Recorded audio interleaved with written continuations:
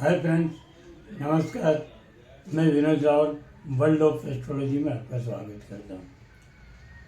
कल हमने धन संक्रांति में देखा था देश दुनिया राजकीय पोजीशन क्या। आज धन संक्रांति में मार्केटों का भाव है, stock market, gold silver, agriculture market का भाव क्या। तो उसको पहले अगर हम खगोलिक पोजीशन देखें, जो कल तो हमने देखी थी, तो आज फिर से मार्केट के हिसाब से देखें तो सूर्य शनि से, शुक्र शनि से, बुध राहु से और बुध शनि से केंद्र योग करता है। यानी ये चारे महारथी केंद्र में है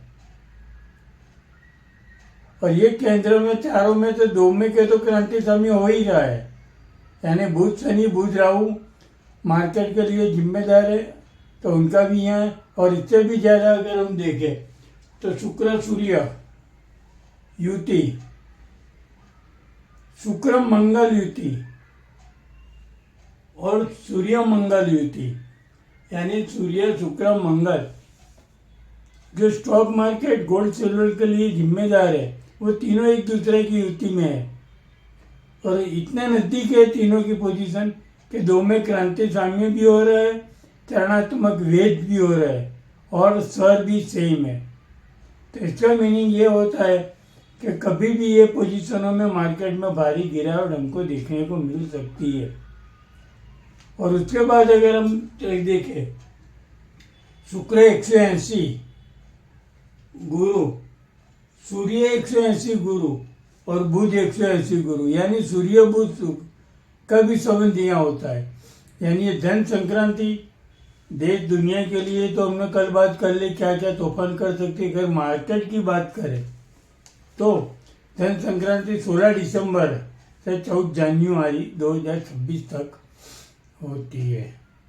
तो पहले 10 दिन के हम 10 दिन का पाठ करते हैं 30 दिन में से, कि पहले 10 दिन की अगर हम बात करें तो शेयर मार्केट में 16 तारीख से बाजार मजबूत रह सकता है, मजबूत खुल सकता है, मजबूती की साइड जा सकता है, लेकिन तेजी का व्यापार करना नहीं है।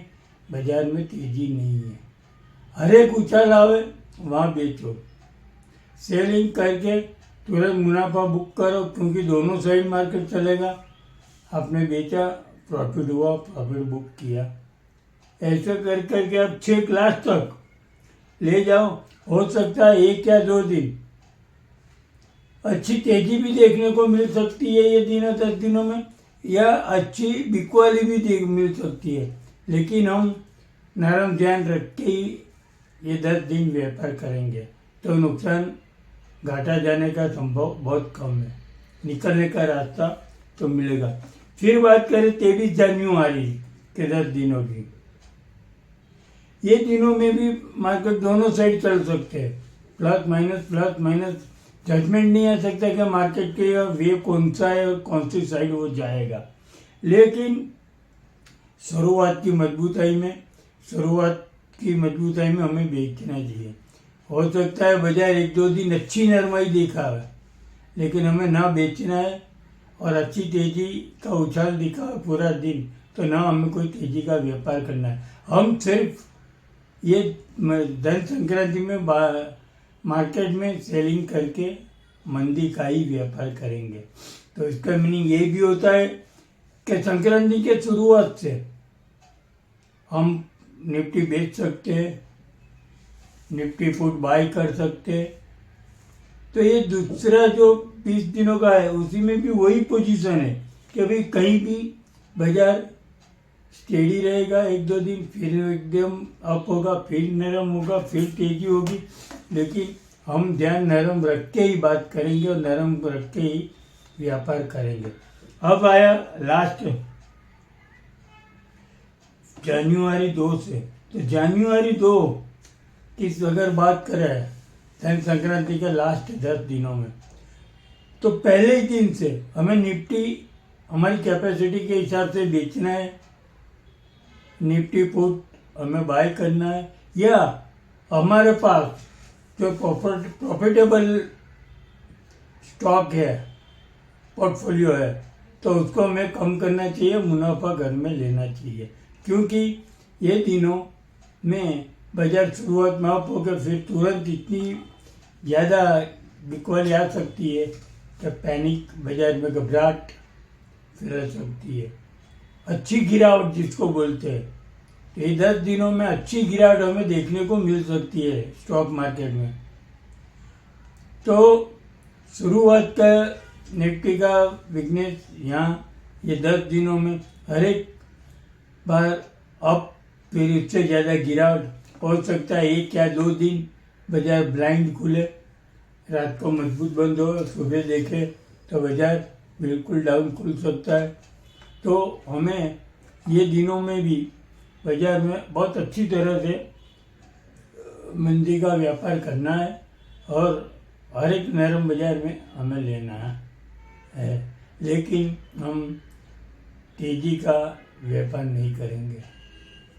दोस्तों, ये 10 दिनों में कोई राजकीय ऐसी बात भी हो सकती है कि जिससे बाजार में नेगेटिव इफेक्ट आ जाए, मिनी वॉर जैसा हो सकता है, बहुत बड़ा कोई हमला हो सकता है, कोई राजकीय कारण ऐसा आ जाए कि जिसके कारण बाजार में अच्छी गिरावट देखने को मिले, जिसमें घबराहट प्लस आ, कई लोग घबरा कर सौदा कट कर सकते हैं। ये धन संक्रांति की बात रही तो इसका मीनिंग यही हुआ है अंत में कि धन संक्रांति की शुरुआत में बाजार अप डाउन होके भी बाजार की पकड़ रहेगी तेजी के साइड, या कहीं भी नहीं जाएगा, अप होगा फिर नीचे आएगा फिर अप। लेकिन लास्ट के 10 दिन, उसमें भी पर्टिकुलर 5 तारीख से 12 तारीख तक बाजार में अच्छी भारी गिरावट हमको देखने को मिल सकती है कि काफ़ी बाजार गिर सकता है। तो ये हुई स्टॉक मार्केट की बात। तो दोस्तों, ये 10 दिन मुझे ऐसा लगता है क्योंकि इतने सारे योगों का संबंध है, तो मार्केट कभी भी बहुत बड़ा रोल डाउन में चला जा सकता है। तो हमें अपनी कैपेसिटी के हिसाब से या अपने हिसाब से ये मार्केट में हमें सौदा करना चाहिए और प्रॉफिट लेकर निकल जाना चाहिए। धन संक्रांति में अगर हम अब गोल्ड की बात करें तो गोल्ड रहेगा मजबूत। शुरुआत के 10 दिन में हम बात करें तो मजबूत रहेगा, लेकिन 1 या 2 दिन, शुरुआती 10 दिन में 1 या 2 दिन गोल्ड में भी बिकवाली आ सकती है, लेकिन वो नॉर्मल होगी। अगर आज बाजार नरम है तो हो सकता है कल बाजार मजबूत हो जाए, यानी हमें मंदी का व्यापार 10 दिनों में करना नहीं है। सिल्वर में बाजार नरम रह सकता है 10 दिनों में, नरम 1 दिन 2 दिन सेलिंग बिकवाली के कारण बाजार में नरम भाव देखने को मिल सकता है, लेकिन ज़्यादा नरम भाव पे हमें सेलिंग करना नहीं है। सेल करो मुनाफा बुक करो, सेल करो मुनाफा बुक करो, दोनों साइड की गेम ये साइड हो सकती है।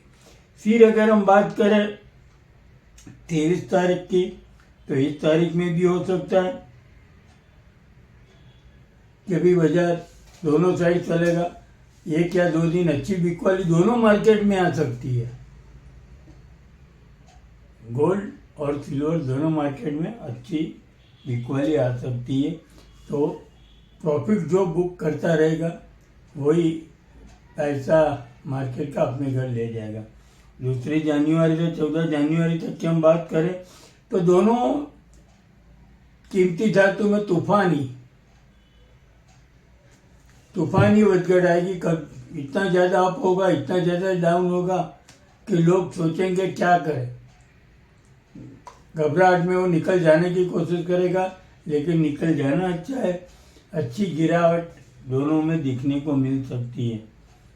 गोल्ड में भी अच्छी गिरावट आ सकती है, सिल्वर में भी अच्छी गिरावट आ सकती है, और ये गिरावट 1-1, 2-2 दिन तक रह सकती है।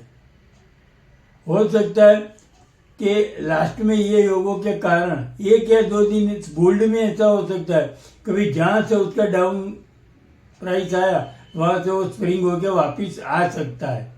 लेकिन तो हमें गोल्ड में प्रॉफिट बुक करता ही रहना है, लेकिन ये 10 दिन लास्ट वाले दिन हमें नरम ध्यान रखना है।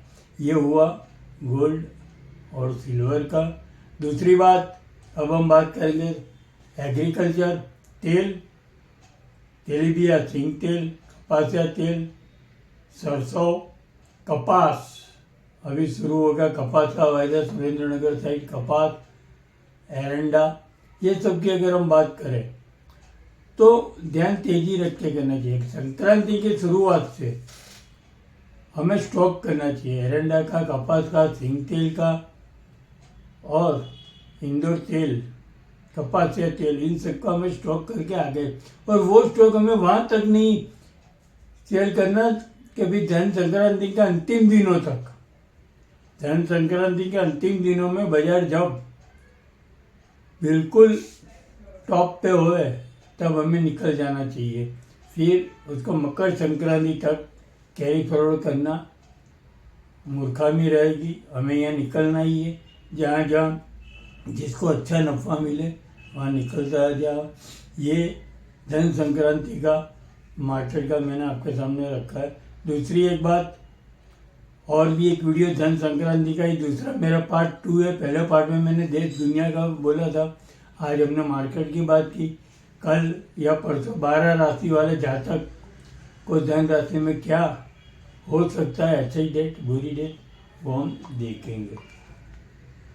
तो अभी तक दोस्तों आपने मेरी चैनल को सब्सक्राइब नहीं किया तो ऐसे ही वीडियो देखने के लिए और एडवांस एस्ट्रोलॉजी के पास्ट के मेरे वीडियो देखने के लिए आप मेरी चैनल को सब्सक्राइब कीजिए, लाइक कीजिए, तो कुछ न कुछ मैं नया देता रहूँगा। आओ जो, बाय बाय।